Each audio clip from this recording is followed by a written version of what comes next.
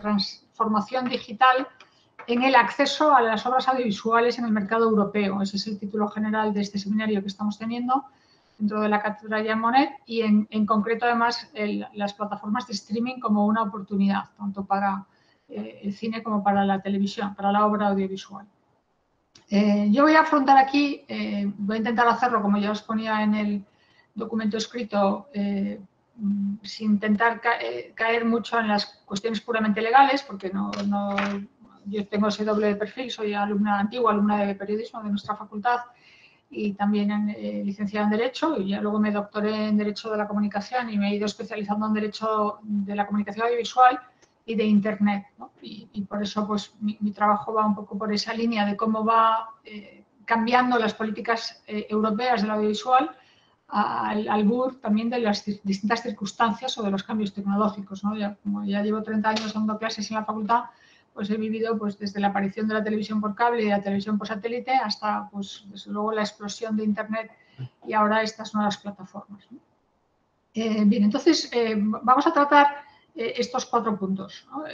Una parte que en realidad es como una precuela, casi se podría decir, de la sesión de ayer de Elena, que es qué ha pasado en el acceso al cine. Me voy a centrar sobre todo al cine, incluyendo ahí, lógicamente, documentales o series, qué ha pasado hasta el año 2014. ¿No?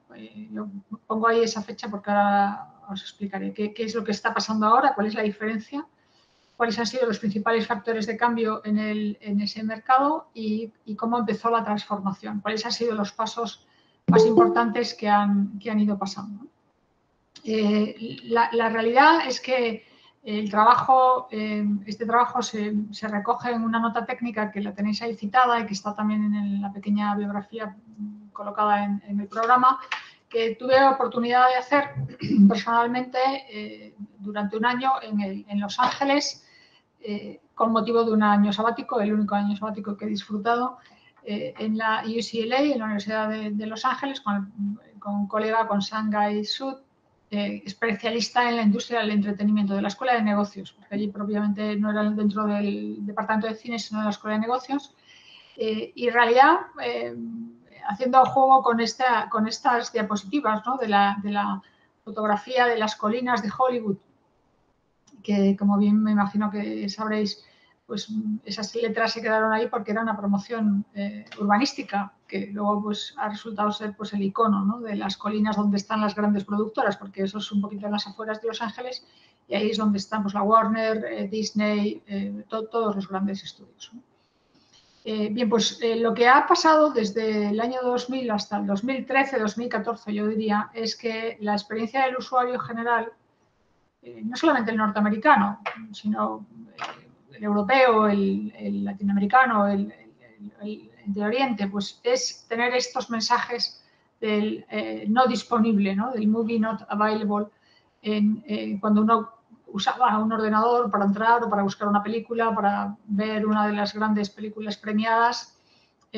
Había una gran insatisfacción en general en el mundo del contenido, del consumo del contenido audiovisual, porque realmente era difícil conseguir obras audiovisuales, hasta quizá ha pasado muchos meses, incluso años, y desde luego con unos precios muy caros.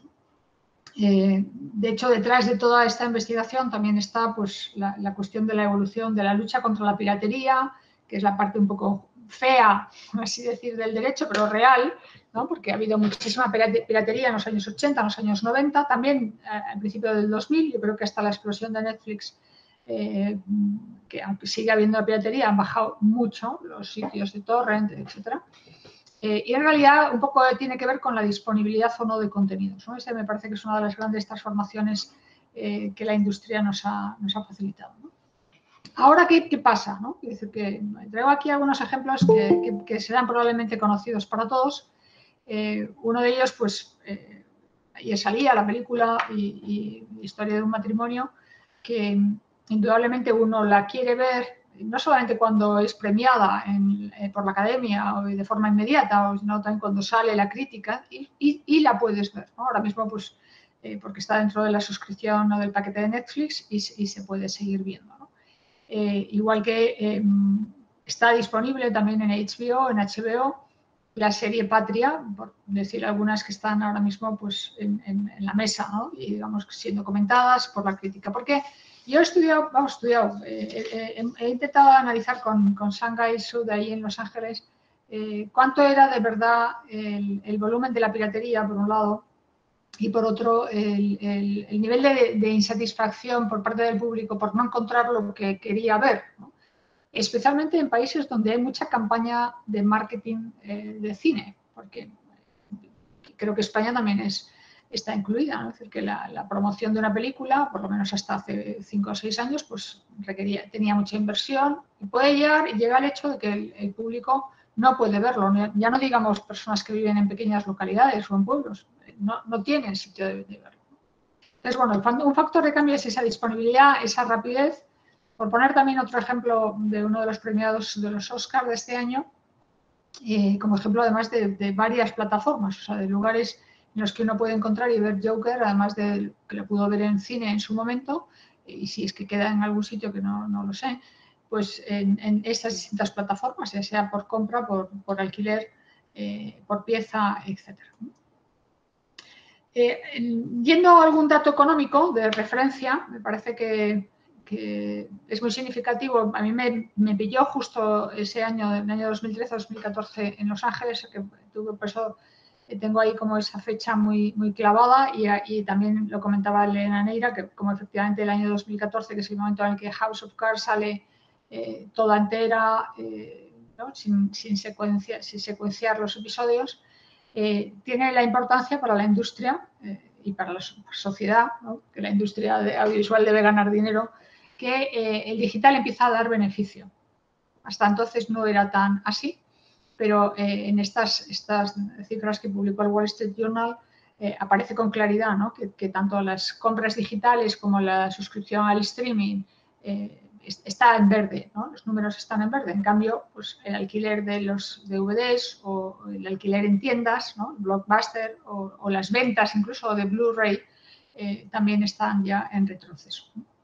Y eso yo creo que es importante, es una fecha clave, ¿no? en este panorama de cambio, ¿no? Y de hecho, os traigo aquí varios modelos de empresas, de proveedores de contenidos audiovisuales. Casi todo mi estudio es del ámbito norteamericano, ahora por eso con motivo de la cátedra lo vamos a hacer con el ámbito europeo, y específicamente además ver cómo el contenido europeo tiene o no futuro en estas, que lo tiene, pienso, ¿no? En estas plataformas, pero traigo aquí unos ejemplos de empresas que con beneficios que se lanzan, ¿no? A hacer cosas de manera distinta, ¿no? Tanto que se empieza a decir, ¿no? Que las cosas ya no van a ser como antes. Creo que ya los que estáis también trabajando temas de televisión lo sabéis de sobra, que ni siquiera son como hace 5 años, ¿no? Entonces, retomando una idea que también ha salido con Elena, es bueno tener claro estos dos grandes modelos, ¿no? De negocio, aunque luego a su vez pueda haber algunas particularidades, ¿no? Pero que se mantiene casi desde el principio, ¿no? Los servicios de streaming, por un lado, que se dividen en dos grandes grupos, que son el modelos a la carta o modelos de suscripción, en donde pues, se han ido posicionando esas marcas que veis ahí, ¿no? Desde Amazon Instant Video, como Amazon Prime, en el caso de suscripción, a través de esa suscripción barata realmente en Europa, ¿no? No llega a 20 euros, me parece, un poco más cara, que en realidad es un añadido, ¿no? A la distribución gratuita de los paquetes de los que somos usuarios de Amazon, ¿no? En fin, ahí está creciendo como empresa, ahí está Netflix, ahí está Hulu o Redbox, ¿no? Y en el ámbito de la antigua televisión, por así decir, o la televisión lineal, pues han ido surgiendo, y esto en España se está viendo con mucha claridad también, modelos nuevos de televisión digital, pero con opciones de streaming to go, ¿no? El poderte llevar un servicio a casa o en el móvil, ¿no? Como es HBO lanzó, y por supuestísimo en España Radio Televisión Española, que es creo que de las mejores webs del mundo, de verdad, de televisión. Me parece que es extraordinaria su funcionamiento, su capacidad de adaptación a los distintos dispositivos. Y el mismo ESPN, ¿no? el gran canal de música, de deportes, perdón, el ESPN, pues también ha sacado sus aplicaciones, ¿no? De manera que el cambio está siendo pues muy notable, ¿no? por sacar algún dato que siempre es bueno para confirmar las tendencias o las tesis, ¿no? Que estáis vosotros también en el campo de tenemos una hipótesis, ¿no? Pero y las hipótesis hay que probarlas con tesis. Pues este es un informe relativamente reciente de Digital TV Europa, con datos de distintos grados de penetración del vídeo a la carta en el mundo a primeros del año pasado, ¿no? Y bueno, es muy sorprendente pues, que en países tan dispares como Turquía, Australia, pues por supuesto también Polonia, Sudáfrica, etcétera, pues la penetración en casi todos los casos, salvo Francia, pues está en el del 60 al 90%. O sea, esto es un factor de cambio impresionante, ¿no? O sea, la mejora de los servicios de Internet, y aquí está Jorge Baurrea, que conoce mucho también ese sector porque ha trabajado en él, tiene mucho que ver en esto, ¿no? La mejora del ancho de banda, la mejora de la codificación de los vídeos para que se pueda ver con calidad los contenidos, etcétera, etcétera. Aquí llegamos pongo esta foto que no la hice yo porque no estaba allí, pero una foto muy significativa de una de las esquinas de Times Square en Nueva York, la gran zona del cine, la gran zona de los musicales, en donde pues aparece House of Cards anunciada como si fuera una película que ha estado en los theaters, cuando en realidad solamente ha estado, como bien pone ahí, ¿no? Solo disponibles en Netflix, ¿no? A partir del 1 de febrero. Ese fue, yo que le llamo siempre el efecto House of Cards, ¿no? Y que es, yo creo que muy claro, aunque luego no ha sido el único, ¿no? Que se ha ido completando, por otro lado, con nominaciones a los premios, tanto de la Academia como también de los Globos de Oro, etcétera, etcétera. Tanto que, bueno, efectivamente, pues el The Square, por ejemplo, antes hablábamos de los documentales, pues The Square, un documental sobre la primavera árabe egipcia, pues obtuvo también una nominación, y luego ya más adelante, pues el Manchester by the Sea, etcétera, etcétera, ¿no? Esa es una realidad ya que no tiene vuelta atrás, ¿no? Aunque a mí me gusta recordar, y lo hacía esta mañana, cómo ha sido la guerra un poco abierta en la industria de Hollywood frente a Internet o frente a las grandes plataformas, que les ha costado, digamos, aceptar esta realidad, ¿no? Y no solamente esa realidad, sino también incluso la ventaja competitiva que puede suponer para ellos. El mismo Disney, que seguiremos hablando de ella, con Disney Plus, pues de ser una industria muy tradicional, en ese sentido muy aferrada, pues de repente en el último año ha cambiado completamente su piel y se lanza esto, ¿no? Bueno, Spielberg fue uno de los grandes enemigos de que se pudiese premiar a ninguna película, como fue la de Roma. Finalmente recapacitó y, bueno, unos y otros han cedido. Luego podemos hablar de algún detalle sobre esto, pero la realidad es que Netflix no quería aceptar, porque no podía, en su modelo de negocio, la ventana tradicional de los 90 días, para Roma en concreto, y bueno, finalmente ha aceptado y por eso ya es miembro de la asociación grupo de productores, digamos, de la asociación de estudios o del Motion Pictures Association, desde principios del año pasado, ¿no? Y ha aceptado una limitación, fijaros cómo ha cambiado la capacidad de negociar, ha aceptado la negociación de que al menos esté 7 días en salas en Los Ángeles, ¿no?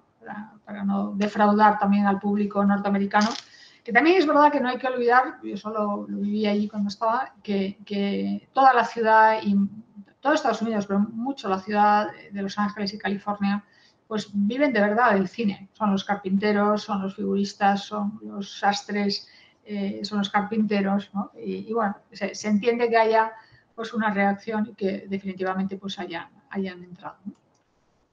Bien, pues vamos entonces a ver cómo ha empezado la transformación, cómo ha sido, en qué se ha concretado, ¿no? Y lo hago con esa portada del New Yorker, que a mí me parece magistral, ¿no?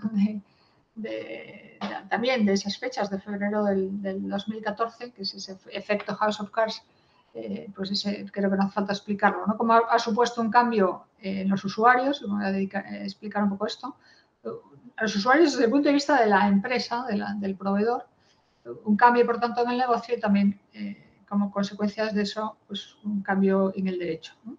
El derecho siempre va un poquito detrás de la realidad. No hay problema que sea así, porque normalmente el derecho tiene que ir normando la realidad, no al revés, porque si no estaríamos en un sistema pues, muy rígido, ¿no? Entonces, el primer factor, sin duda importante, que también es lo que ha vencido a la piratería, pienso a nivel global, es el volumen de usuarios dispuestos a pagar por contenidos.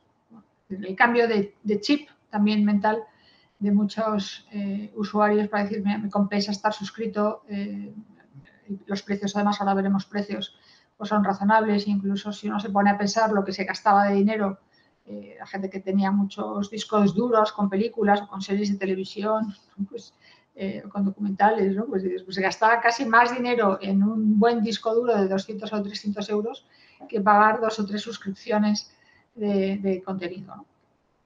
Que creo que esto ha cambiado, todavía falta, ¿no? Todavía falta un poquito más de educación, incluso sobre todo en el ámbito del periodismo, de realmente pues, considerar que hay que pagar por los contenidos que vemos, que disfrutamos, que leemos, los libros, pero creo que ya el movimiento a favor está desarrollado. Y fruto de eso, o dándose cuenta de esa realidad, la propia industria se modula la oferta porque el usuario importa, ¿no? Esto del consumer matters, que dicen mucho los gringos, es que el usuario importa mucho, ¿no? Importa en el supermercado, importa cuando no va a comprarse unos zapatos, pero y también ahora en el mundo de la industria, ¿no? Y esto es un pantallazo de iTunes, precisamente ese mismo año que ganó 2014, en el que la misma noche de los Oscar ya estaba en oferta para la compra, para el alquiler, 12 años de esclavitud, Agosto, Gravity, ¿no? Claro, esto claro, yo porque lo llevaba años viéndolo, y esto es como dices, wow, ¿no? De repente, pues todos se han puesto de acuerdo, afortunadamente, ¿no? La industria, los soportes, las plataformas, los proveedores de contenidos, también en todo el mundo tecnológico que hay detrás, que es muy importante, para, pues eso, cuidar al usuario, en definitiva, ¿no? Y en ese sentido, no sé si, Jorge, puedes ver si hay alguna cuestión, porque veo que suena o entra gente, pero sí, no sé si son preguntas. Yo, como solo veo la presentación, si me hace falta alguna cosa, me interrumpís o me decís, ¿eh? Entonces, en ese mismo cambio, fijaros, también es muy importante evitar la frustración, ¿no? Porque creo que los que hemos usado mucha tecnología siempre, creo que al principio del audiovisual pues hemos vivido mucha frustración, ¿no? O sea, vídeos muy lentos, plataformas o soportes en los que un vídeo no iba bien, cambio de códex, etcétera, etcétera, ¿no? Y esto es, creo que uno de los grandes éxitos de Netflix, haber estudiado todas las multiplataformas posibles. Yo recuerdo haber hablado allí con directivos responsables de la empresa en la sede que tienen en Los Ángeles y me contaban que tenían detectados al menos 2.000 tipos, marcas de teléfonos, de tabletas, de ordenadores o de televisiones diferentes, ¿no? Y haciendo siempre constantemente desarrollo de software, sabiendo mucho qué es cómo entra el usuario, cómo quiere vernos para adaptar y corregir errores, ¿no? Creo que esa flexibilidad es muy importante. Y por supuesto que mucho usuario de estas plataformas no tiene televisión. Desde luego no tienen cable, ¿no? Esto no he traído ahora aquí el dato, pero esto ya fue muy notable en Estados Unidos, sobre todo especialmente la generación por debajo de los 40 años no tenía suscripción a los cables, ¿no? Imagino que lo sabéis, en Estados Unidos para ver una televisión un poquito decente de calidad hay que tener cable, ¿no? Hay que tener pues, Comcast o alguna de estas, y que son caras, no son simplemente una conexión telefónica. Y bueno, pues esto hace que muchos usuarios ya ni siquiera han tenido que contratar eso, tienen su televisión, tienen su aparato de televisión, pero lo utilizan con el wifi o con distintas conexiones para verlo desde el teléfono, ¿no? Y en ese sentido también, porque el usuario importa, la estrategia de estas empresas ha sido pues eso, capturar, intentar eso, crecer, ¿no? Porque salía también ayer, crecer, estar muy orientados directamente al consumidor, ya han desaparecido muchos intermediarios, y capturar clientes de sitios piratas, ¿no? En cierto modo, porque ahí se veía claramente un nicho de millones de personas, ¿no? Y no solamente en España, en Europa, España que era dentro de Europa o en América Latina, que pues, son países pues, que hemos liderado, ¿no? Pues el ranking de número de personas o de sitios de piratería, pero sí es, ahora mismo ya vemos que han cambiado las cosas, ¿no? Es decir, que se permite compartir el perfil o la cuenta, un par de número de sesiones, incluso hasta 3 o 4, depende del contrato que hacemos. De manera que esto ha ido mejorando sustancialmente estos años, ¿no? Y también en esa línea de que nos importa el usuario, pues cuidamos los precios, ¿no? Yo pongo aquí los precios que entonces comparé en dólares de lo que suponía pues, una entrada de cine hasta pues, un alquiler en una plataforma, una suscripción a Netflix o una compra de una película, una suscripción al canal ESPN de deportes o un periódico, ¿no? Una suscripción semanal al New York Times o al Financial Times. Y eso que también los periódicos, luego diremos algo más, algo han cambiado también gracias a este movimiento, a este corrimiento de tierras, por así decir, del sector. Segundo factor de transformación, uno hemos dicho la importancia del usuario, dos es el modelo de negocio que afecta mucho también al cómo licencias los contenidos, ¿no? Lo que aquí llamo un nuevo copyright, que todavía no está del todo modificado, creo que hay que decir, pero bueno, que han cambiado mucho las cosas, ¿no? Porque efectivamente para poder dar una sesión, esto de Walking Dead o cualquiera, ¿no?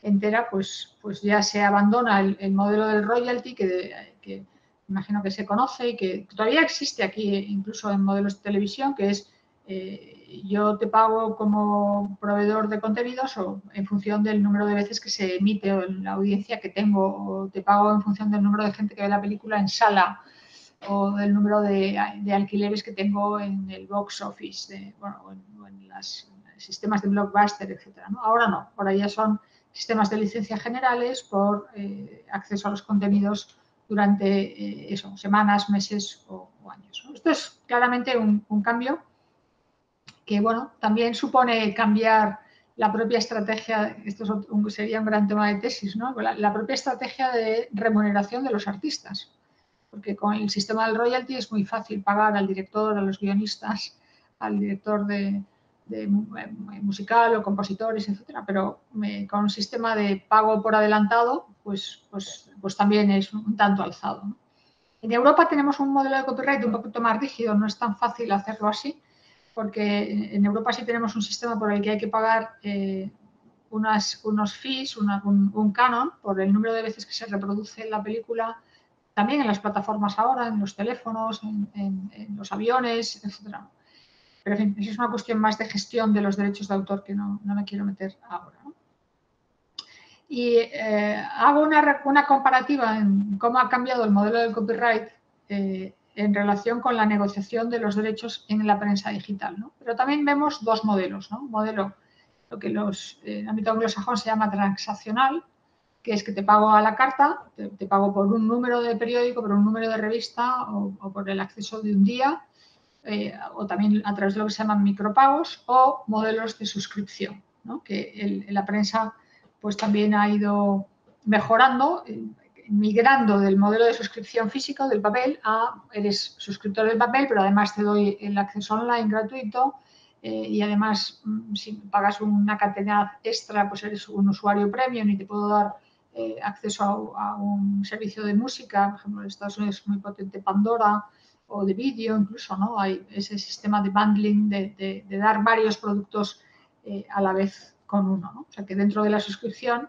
viene mucho. Es verdad que baja, por tanto, el margen y en cierto modo también pues se canibaliza un poquito el valor del periódico en sí. De hecho, es una de las partes de la crisis del modelo también digital, pero lo cierto es que ya estamos hablando, en el año 2020 ya hay bastantes periódicos como el New York Times, entre otros, que ya después de haber apostado mucho sobre esto contra la opinión pública a veces general pues, y profesional, pues que les está yendo bien, ¿no? Bien, y luego ese aspecto tercero también del cambio que afecta mucho a la experiencia, a lo que se llama la experiencia multiproducto, ¿no? Que os pongo ahí el Pandora, que es ese. Tengo el teléfono, porque soy de Vodafone o de AT&T en Estados Unidos, pues tengo Netflix y Pandora por una cantidad fija al año, etc.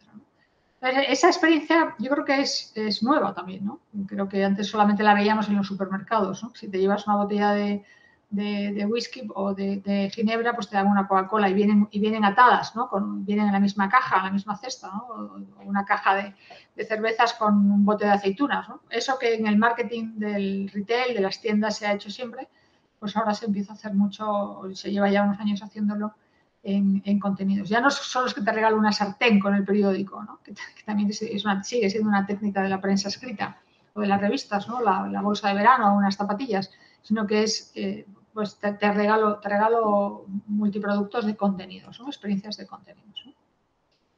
Y en ese sentido de modelo, de negocio, pues se cuida esa experiencia también nueva, especialmente eso desde hace pues, 8 o 10 años, que es ese cuidar el salón familiar, ¿no? El living room, ¿no? Porque efectivamente pues, el must go home, ¿no?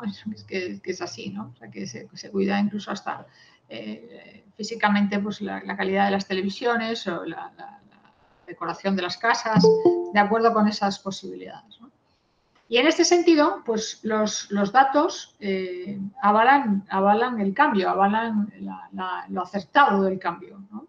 Aquí pues una proyección que hace Statista a finales del 19 sobre bueno, son los datos últimos que yo he podido conocer, ¿no? Del número de suscriptores en Europa Occidental desde el año 2015, ¿no? Hasta una prospección hasta el año 23, pues es impresionante, ¿no?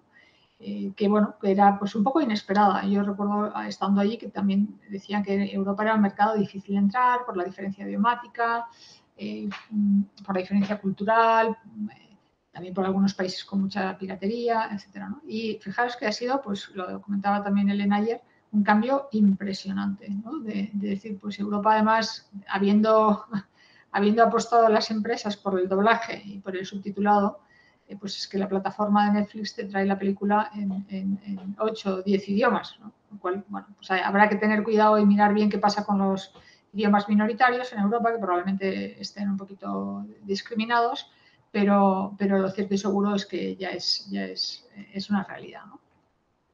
Entonces, algún cambio más del negocio, por ir cerrando, bueno, pues algunas cosas ya han salido, pero las resumo, ¿no? Pues eso, el acortamiento de las ventanas de cine y de televisión, que bueno, pues que en la práctica pues, también se reduce a convenios y acuerdos y a capacidad de negociación. Gracias a una gran cantidad de volumen, de número de usuarios, ¿no? La estrategia de Netflix, Amazon, HBO es que tengo a muchos, ¿no? Y por tanto, pues tu película te puedo pagar esto y tal. Y es una de las grandes críticas que yo también lo he visto en la academia en los Estados Unidos, es que estas industrias desde luego no dicen nunca, ¿no?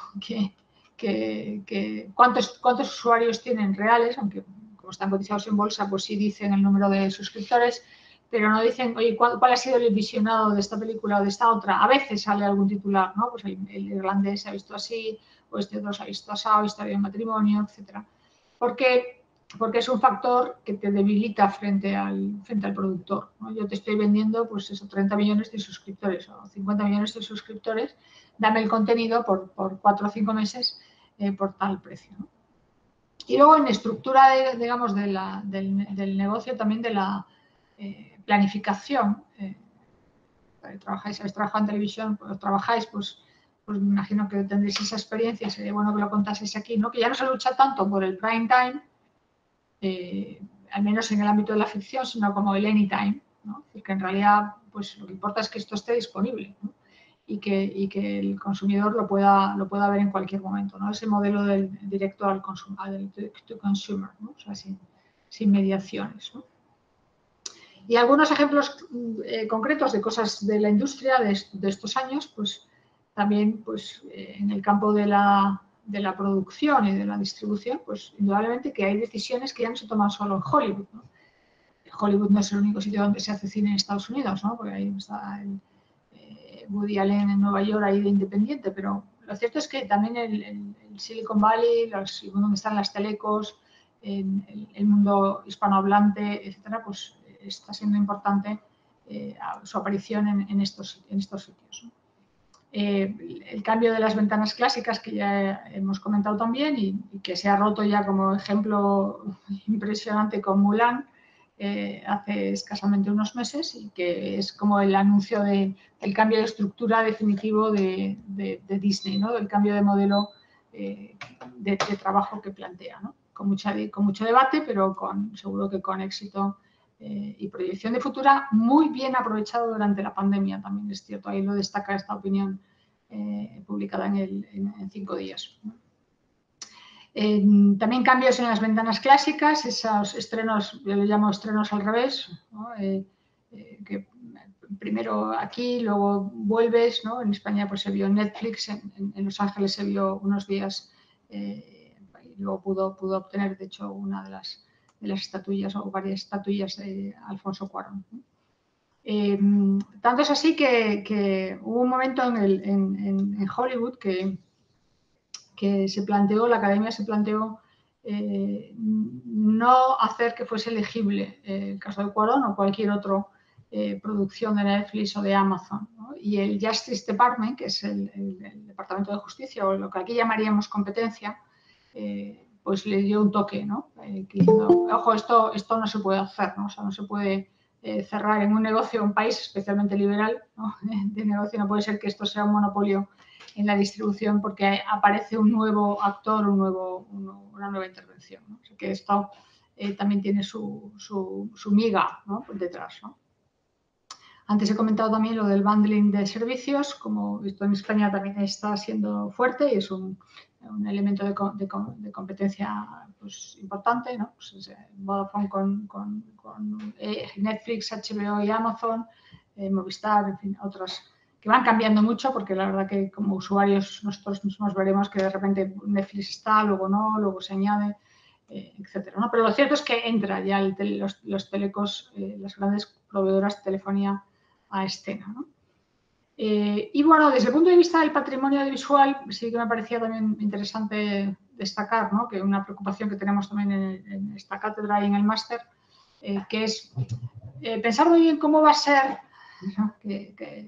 Cómo va a ser el acceso a las bibliotecas o a las filmotecas dentro de 20 años, dentro de 30, ¿no? ¿Cómo se va a preservar ese patrimonio audiovisual digital? Indudablemente las productoras pues, seguirán teniendo sus archivos, ¿no? Pero hay una preocupación importante en el mundo de los grandes archivistas y de los grandes conservadores de contenidos, de tecas, de contenidos de vídeo, de qué pasará, ¿no? O sea, de qué pasará. Creo que bueno, pues también es otro campo de investigación que tendremos que abordar, ¿no? Y por último, y no me voy a alargar excesivamente, me quedan solo 5 o 6 minutos, contaros 2 o 3 cosas sobre cómo ha reaccionado el derecho y las políticas en Europa a rebufo de toda esta realidad, ¿no? Una realidad que, por otra parte, pues, llena también de oportunidades a muchos negocios en Europa, a negocios que proveen contenidos o que proveen acceso a telefonía. De hecho, una de las grandes beneficiadas de esto pues, es la de Movistar, la Telefónica Española, de España, aquí y en otros países del mundo, ¿no? Que está claro que hay muchas oportunidades de negocio, ¿no? Entonces, una manera, imagino que no hay gente que esté haciendo temas jurídicos detrás, pero bueno, si los hubiera, o incluso cualquiera que estudie la estructura de un mercado, pues debe saber también mínimamente de qué va la regulación, ¿no? Y la regulación va básicamente, o se aplica básicamente a estos 3 ámbitos, ¿no? En el acceso, o sea, en el sector de producción, distribución y conservación, y especialmente, pues, eso, crear en todo lo que sea necesario para crear un mercado único digital, ¿no? Ese Digital Single Market que se propone en la Unión Europea, ¿no? Que es las posibilidades de acceso, las posibilidades de que la red, las plataformas, el tratamiento de los datos, pues coincidan converjan, por así decirlo, a un buen servicio a los usuarios, ¿no? Y en el ámbito específicamente audiovisual, bueno, indudablemente lo que más afecta de todos son los derechos de distribución. En Europa, además, precisamente por la diferencia idiomática, pues House of Cards aquí lo tenía uno, en Inglaterra lo tenía otro proveedor, ¿no? Aquí lo tenía en principio el cable o el Movistar, bueno, o HBO, no me acuerdo muy bien, ¿no? Pero quiero decir que eso ha cambiado mucho. Todavía está en gestiones de cambio, porque aunque ahora mismo ya tenemos mercado único en el sentido de que ya no hace falta negociar las licencias en todas partes, porque los usuarios podemos viajar con nuestro roaming de datos, nuestro roaming de contenidos, de suscripciones, gracias a un reglamento de hace unos años. Pero la realidad de la vida es que todavía hay acuerdos de negociación pues que hacen que esto no se puede poner todavía en el mercado alemán porque la exclusiva la tiene hasta el año 22 pues tal cadena de cable, ¿no? Bueno, esto todavía sigue pasando, pero creo que vamos, queda poco tiempo, ¿no? Está en extinción, ¿no? Entonces, las tres grandes medidas en vigor son suscripciones transfronterizas por roaming, la gestión de derechos de autor ya es, en el ámbito de la música, ya es multiterritorio, es decir, que un cantante o un compositor en España puede no elegir SGAE, para los que conocéis la SGAE, no elegir SGAE e irse a Alemania o a Francia o a Italia o a Dinamarca y elegir allí un gestor o un bufete de abogados, porque se permite eso, y recaudan y recogen la gestión de los derechos musicales de toda Europa. Pienso que a continuación vendrá la gestión de los derechos del audiovisual, ¿no? Pero en fin, tendremos una sesión sobre eso a mitad de diciembre con gente de las entidades de gestión, que son las que también, pues desde su punto de vista, también se sienten afectadas, ¿no? Luego hay un conjunto de normas sobre dispositivos digitales, teléfonos, control de tarifas, cesión de datos, etcétera, etcétera, que es bastante extenso. Si alguno trabajáis en el ámbito de las telecomunicaciones, pues tendréis que conocer, ¿no? Lo que más afecta en positivo y lo que más proyección le puede dar al contenido europeo en estas nuevas plataformas es que, de acuerdo con la última directiva del audiovisual que se aprobó en el 18, os he mandado la referencia en un documento adjunto, esa directiva del audiovisual que tiene que entrar en vigor en España a finales de este año, no creo que llegue a tiempo, pero si no lo harán con un poco de retraso, pero a finales de tiempo, se traslada a una idea que efectivamente está en el artículo 13 de la directiva, que es que los Estados miembros velarán para que los prestadores de servicio de comunicación a petición, que es como se llama en las plataformas de la Carta, dispongan de un porcentaje de al menos el 30% de obras europeas en sus catálogos y garanticen la prominencia de dichas obras. O sea, no basta con que tengan el 30%, sino que además estén como ahí al fondo del catálogo, ¿no? Sino que las destaquen y las hagan ver con claridad, ¿no? Y esto les va a afectar a todas las OTTs, ¿no? Las llamadas over the top, ¿no? Pues a todas. He puesto ahí los 8 más importantes. Es verdad que Filmin, como ya es solamente de ámbito europeo, no le afecta porque va de SUA, que es de contenido europeo, pero de hecho esta normativa está pensada más para las empresas extranjeras que vengan a España, a Europa, perdón, a ofrecer sus servicios, ¿no? Y os incluyo incluso ahí Rakuten Televisión, que antes era Woki, sabéis que es un mix curioso entre una empresa española, Woki Televisión, que luego la compra una japonesa y se instalan en Barcelona. Bueno, ahí está incluso Apple TV también en esta batalla tiene que estar a ese lado, ¿no? De manera que esa directiva del audiovisual, que es así como se suele conocer con ese acrónimo, el Audiovisual Media Service Directive, que ya no es directiva de televisión, sino que es directiva de servicios audiovisuales. Ya se abandona la idea de que esto es broadcasting, ¿no? Esto es broadcasting y es televisión a la carta y es vídeos de lugares de compartir vídeo, etc., ¿no? De manera que sí que se contempla ya, incluso en un anteproyecto de la ley que incorporará la directiva a España, ya se contempla esa obligación del 30% del catálogo. Y incluso para los más grandes, estoy pensando en YouTube, por supuesto en Amazon, en Netflix, y de aquellos que tienen más de 10 millones de euros de ingresos, se les va a exigir también que financien de forma anticipada obra audiovisual europea. Esto lo explico diciendo que en Europa, desde los años 90, en concreto en España desde el 94, con la ley de audiovisual, la directiva del audiovisual de ese momento, se incorporó la obligación de tener que invertir una cantidad, el 5%, depende del tipo de empresa que eres, un 5% de tus ingresos, las televisiones, en obra audiovisual. Y esto ha sido muy beneficioso, porque aunque todo el mundo protestó mucho, la realidad de la vida es que luego todas las televisiones, Mediaset, Televisión Española, Antena 3, etcétera, han creado, ya tenían o han creado sus productoras y han coproducido con otras o han coproducido con independientes, con productores independientes, que es obligatorio también en un tanto por ciento. Pero esto es un aspecto de la nueva directiva que yo creo pongo ahí pendiente de muchos detalles, porque estamos en fase de anteproyecto y creo que va a haber muchos cambios, ¿no? Pero bueno, por lo menos que os quede ahí el asunto para los próximos meses, ¿no? Que lo vais a escuchar, ¿no? De hecho, ya se refleja en prensa, ¿no? Pues eso, el Ministerio de Cultura de Francia obligará a Netflix a invertir, que lo encuentro una burrada, ¿no? El 25% de su facturación en cine europeo, ¿no? En España estamos en entre el 5 y el 6%, más o menos, que es más o menos lo que se está barajando aquí, ¿no? Así que, yendo a la conclusión, algunas de las conclusiones que lógicamente están abiertas a más cosas. Bueno, uno, que el mercado único digital, desde luego en el audiovisual, aunque no es completamente, no está totalmente realizado, ya es objetivamente real. El cambio ya está hecho, en cuanto que ya se ha roto, por así decirlo, ese modelo de ventanas rígido para el mundo del streaming, pero es verdad que hay que redactar las nuevas normas, ¿no? Las leyes, los códigos de los usuarios, las normas de uso de las plataformas, ¿no? De manera que se pueda todavía, pues, como también proteger mejor, ¿no? Los derechos de los usuarios y también los derechos de los creadores, ¿no?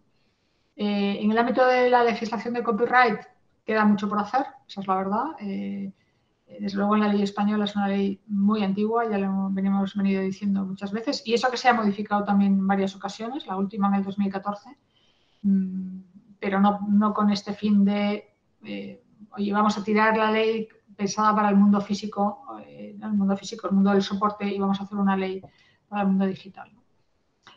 Lo que sí está claro en todas las disposiciones que vemos en Europa, que es, digamos, es un poco marca europea, ¿no? Que es que a lo mejor los que no sois de aquí, pues a lo mejor no lo entendéis, ¿no? Pero hay un proteccionismo cultural, ¿no? de lo europeo, porque si no se fomenta, si no se hubiera fomentado, como se ha hecho los últimos 40 años en la televisión o en el cine, que se proyecte, que se obligue a las salas a poner una de cada 4 películas de lenguas europeas o originariamente hechas aquí, pues probablemente hubieran sido arrasadas, ¿no? Por las majors o por las grandes producciones extranjeras, ¿no?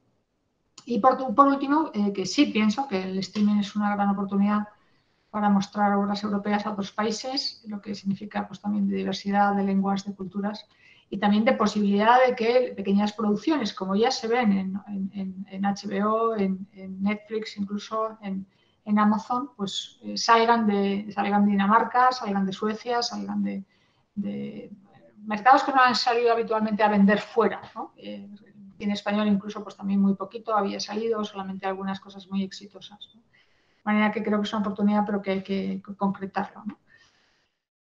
No sé si puedo hablar yo un momento, solo con la experiencia de un poco de El Hoyo, ¿no? No sé si conocéis la película, yo que he trabajado un poco colaborando con ella y yo creo que también, no sé, El Hoyo, la película española que saltó a Netflix, ha sido un éxito fuera, trabajé con la persona que llevaba la prensa, yo me encargo también, además de escribir, de hacer temas de prensa, y no sé un poco cómo veis un poco que está influyendo en lo que has dicho, en la producción española. No sé si en el fondo también Netflix está un poco, y las productoras están homogeneizando un poco el producto, aunque sea de distintas partes del mundo. No sé si esto es tema exactamente de esto o cómo influyen en el contenido. No sé cómo. Yo tampoco. Estoy intentando homogeneizar un poco, ¿no? el producto, ¿no? Aunque no sé si es el tema exactamente que estamos tratando. No sé si tanto, bueno, no lo sé, a lo mejor los que sois más expertos en series o el mismo Adrià podría decir. O sea, yo lo que sí veo es que se ha dado una capacidad de desarrollo inesperada a la producción, ¿no? La producción española, ya hablaremos aquí en otra ocasión de La Casa de Papel, pero no es la única, vamos, de grandes producciones, como ha pasado en el cine británico, pues que era un cine pues elitista, pues que conseguíamos, pero bueno, están los grandes estrenos de la BBC o también de algunos de los franceses. Pues probablemente a lo mejor Netflix marque ahí un poco la cuestión que salía ayer, que sabe más Elena en eso que yo, desde luego, de eso, series no tan largas, episodios no tan prolijos, ¿no? De no tantos números de tal, pero yo pienso que hay mucha diversidad, ¿no? O sea, dentro de que hay mucha más serie que película que documental, ¿no? Eso estoy de acuerdo también con lo que decía Sonia, pero creo que de momento estamos en fase de crecimiento, luego ya, y que haya muchos creadores que sean capaces de ponerse a sentarse con Netflix o Amazon y ofrecer su producto, desarrollarlo, buscar la financiación. No sé cómo lo veis los demás, Adrián, no sé si tú quieres decir algo de esto, que Adrián nos contará un poco la semana que viene también su investigación. Sí, la verdad es que tanto como investigador como creador es un tema súper interesante. A mí me parece muy interesante lo que has dicho de la BBC, porque creo que en los años 90 pasó una cosa en Inglaterra, que fue una crisis audiovisual que salvó a Estados Unidos buscando fórmulas que beneficiaran a ambos, que está pasando ahora en España justamente con estos productos, El Hoyo, La Casa de Papel y todo esto, que también es otra vez la misma relación un poco extraña porque es un sí, gracias, pero ¿cómo va a quedar la cultura propia? Que creo que es una de las grandes preocupaciones con las plataformas. ¿Hasta qué punto ganamos y hasta qué punto perdemos una identidad cultural o una producción cultural propia? No sé. Bueno, imagino que habrá, no sé si Sonia quiere decir algo que está más en ese sector, pero vamos, que también hay muchas oportunidades de país, ¿no? De hacer cine también de país. Yo creo que, o sea, el cine, o sea, cualquier producción se basa en unos valores universales, que son los que enganchan a la gente, tanto en el cine de ficción como en los documentales, como en las series. Hay una serie de valores universales que cuando estudias guión te los enseñan además y son valores con los que se identifica todo el mundo en cualquier punto del planeta, porque son intrínsecos al ser humano. Eso por un lado. Luego yo creo que es verdad que hay elementos que nos han separado un poco a las producciones europeas de las producciones americanas, y es el ritmo, cómo están montados y el estilo de realización. Las producciones americanas van o han sido siempre mucho más rápidas, más frenéticas, y luego tenemos el sentido opuesto en la BBC, que es un esquema mucho más clásico, ¿no? Más lento, pausado. Aunque bueno, hay grandes películas americanas que llevan ese ritmo, ¿no? Pero ahora yo creo que se tiende un poco más a ir hacia lo que a enganchar al público de televisión también en la ficción, ¿no? Y en las series lo que está pasando es que el estilo de realización es mucho más ágil. Por eso lo que Julio comentaba de nos estamos homogeneizando, sí. Entonces yo creo que, bueno, está por un lado los valores universales, que esos son clave para que cualquier persona del planeta se identifique con lo que está viendo. Eso pasa igual en la música. ¿Por qué nos gusta la letra? ¿Por qué nos cautiva una canción, un tema de un artista? Porque escuchamos el contenido de esa letra y ese contenido nos toca porque en ese momento nos da un sentido a nuestra existencia, ¿no? Pues un poco pasa en el cine. Y entonces, bueno, esos son elementos intrínsecos al audiovisual, yo creo, en general. Y luego están los valores culturales.